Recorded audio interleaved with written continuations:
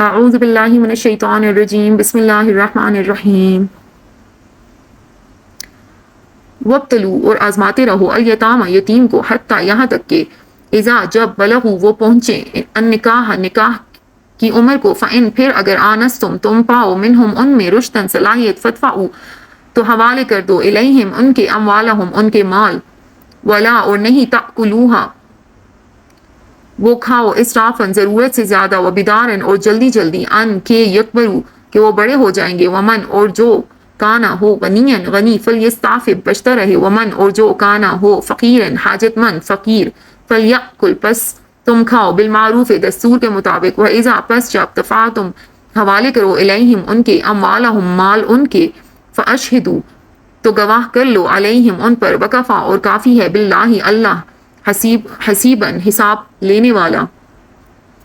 اور یتیموں کو جانچتے رہو یہاں تک کہ جب وہ نکاح کے لائق عمر کو پہنچ جائیں تو اگر تم یہ محسوس کرو کہ ان میں سمجھداری آ چکی ہے تو ان کے مال انہی کے حوالے کر دو اور یہ مال فضول خرچی کر کے اور یہ سوچ کر جلدی جلدی نہ کھا بیٹھو کہ وہ کہیں بڑے نہ ہو جائیں اور یتیموں کے سرپرستوں میں سے جو خود مالدار ہو وہ تو اپنے آپ کو یتیم کا مال کھانے سے بالکل پاک رکھے ہاں اگر وہ خود محتاج ہو تو معروف طریقہ کار کو ملحوظ رکھتے ہوئے کھا لے پھر جب تم ان کے مال انہیں دو تو ان پر گواہ بنا لو اور اللہ حساب لینے کے لیے کافی ہے نابالغوں کی سمجھ اور صلاحیت جاننے کا حکم پہلی آیت میں جب یہ معلوم ہو گیا کہ جب تک معاملات میں نابالغوں کی ہوشیاری ثابت نہ ہو جائے اس وقت تک ان کو اموال سپرد نہ کیے جائیں اس لیے دوسری آیت میں بچوں کی تعلیم و تربیت کا انتظام اور پھر امتحان کر کے ان کی صلاحیت معلوم کرنے کے احکام دیے گئے ارشاد ہوا یعنی بالغ ہونے سے پہلے ہی چھوٹے چھوٹے معمولی معاملات خرید و فروخت ان کے سپرد کر کے ان کی صلاحیت کا امتحان لیتے رہو یہاں تک کہ جب وہ نکاح کے قابل یعنی بالغ ہو جائیں تو اب خاص طور سے اس کا اندازہ لگاؤ کہ وہ اپنے معاملات میں ہوشیار ہو گئے یا نہیں جب ہوشیاری محسوس کر لو تب ان کے اموال ان کے سپرد کر دو خلاصہ یہ کہ بچوں کی مخصوص طبیعت اور ان میں عقل و ہوش کے نشو و نما کے اعتبار سے ان کے 3 درجے کر دیے گئے ایک بلوغ سے پہلے دوسرا بلوغ کے بعد تیسرا ہوشیاری کے بعد بلوغ سے پہلے بچوں کے اولیاء کو یہ حکم ہے کہ ان کی تعلیم و تربیت کی کوشش کریں معاملات میں ان کو ہوشیار کرنے کے لیے چھوٹے چھوٹے معاملات خرید و فروخت کے ان کے ہاتھ سے کروائیں آیت میں وابتلوا الیتامى کا یہی مطلب ہے اس سے امام اعظم ابو حنیفہ رحمۃ اللہ علیہ نے یہ مسئلہ اخذ کیا ہے کہ نابالغ بچے جو معاملات خرید و فروخت کے ان کے ہاتھ سے کرائیں آیت میں وابتلوا الیتامى کا یہی مطلب ہے اس سے امام اعظم ابو حنیفہ رحمۃ اللہ علیہ نے یہ مسئلہ اخذ کیا ہے کہ نابالغ بچے جو معاملات خرید و فروخت اپنی ولی کی اجازت سے کریں وہی صحیح اور نافذ ہیں دوسرا حکم یہ ہے کہ جب وہ بالغ و نکاح کے قابل ہو جائیں تو اب معاملات اور تجربے کے اعتبار سے ان کے احوال کی جانچ کرو اگر دیکھو کہ وہ اپنے نفع و نقصان کو سمجھنے لگے ہیں اور معاملات سلیقہ سے کرتے ہیں تو ان کے مال ان کے حوالے کر دو بلوغ کی عمر اس آیت میں جہاں بلوغ کا حکم بیان فرمایا گیا وہاں قرآن کریم نے اس بارے میں کہ بچے کا بالغ ہونا کس عمر میں سمجھا جائے گا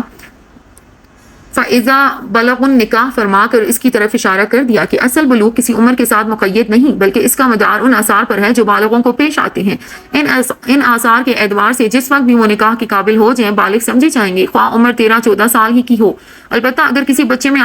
آثار بلوغ نمودار ہی نہ ہو تو عمر کے اعتبار سے اس کو بالغ قرار دیا جائے گا جس میں فقہا کا اختلاف ہے بعض نے لڑکے کے لیے 18 سال اور لڑکی کے لیے 17 سال مقرر کی ہیں اور بعض نے دونوں کے لیے 15 سال مقرر قرار دیے امام اعظم ابو حنیفہ کے مذہب میں فتویٰ اس قول پر ہے کہ لڑکا اور لڑکی دونوں 15 سال کی عمر پوری ہونے پر شرعاً بالغ قرار دیے جائیں گے خواہ آثار بلوغ پائے جائیں یا نہیں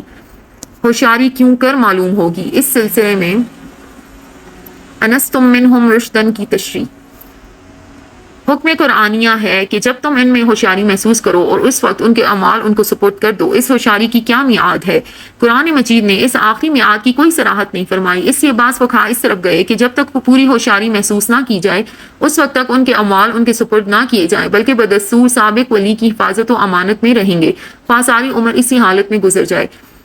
اور امام اعظم ابو حنیفہ کی تحقیق یہ ہے کہ اس جگہ عدم ہوشیاری سے وہ مراد ہے جو بچپن کے اثر سے ہو اور بالغ ہونے کے 10 سال بعد تک بچپن کا اثر ختم ہو جاتا ہے اس لیے 15 سال عمر بلوغ اور 10 سال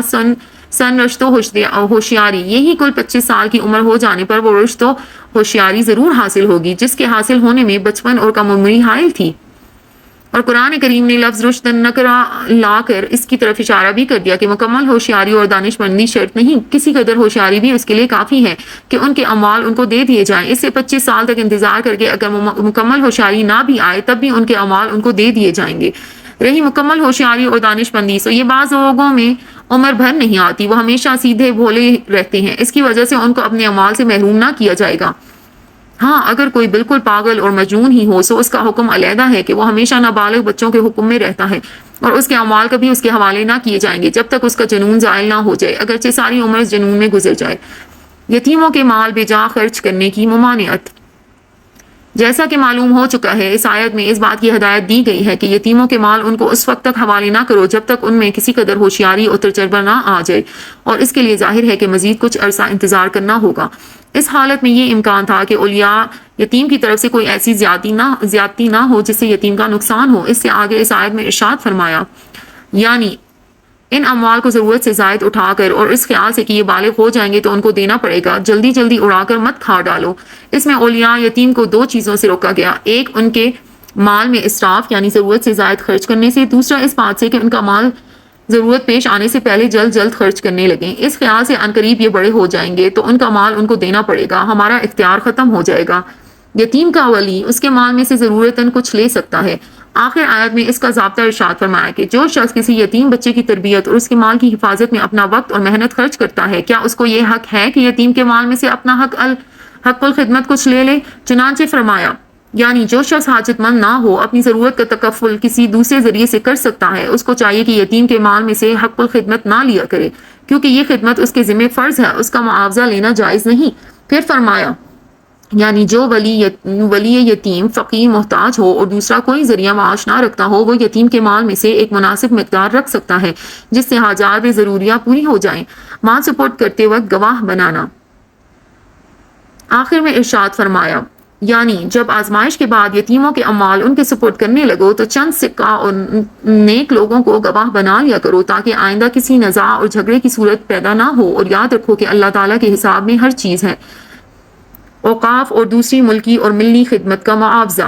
آیت کے سباق سے ایک فقہی ضابطہ اور اصول معلوم ہو گیا کہ جو لوگ اوقاف کے نگران ہیں یا مساجد و مدارس کے منتظم ہیں یا مسلم حکومتوں کے اداروں کے ذمہ دار ہیں یا ایسے ہی دوسری ملکی اور ملی خدمات جن کا انجام دینا فرض کفایہ ہے ان پر امور ہیں، ان حضرات کے لیے بھی اعلیٰ اور افضل یہ ہے کہ اگر اپنے پاس اتنا اثاثہ ہو اور وہ اپنے بچوں کے ضروری اخراجات پورے کر سکتے ہوں تو ان اداروں سے اور حکومت کے بیت المال سے کچھ بھی نہ لیں،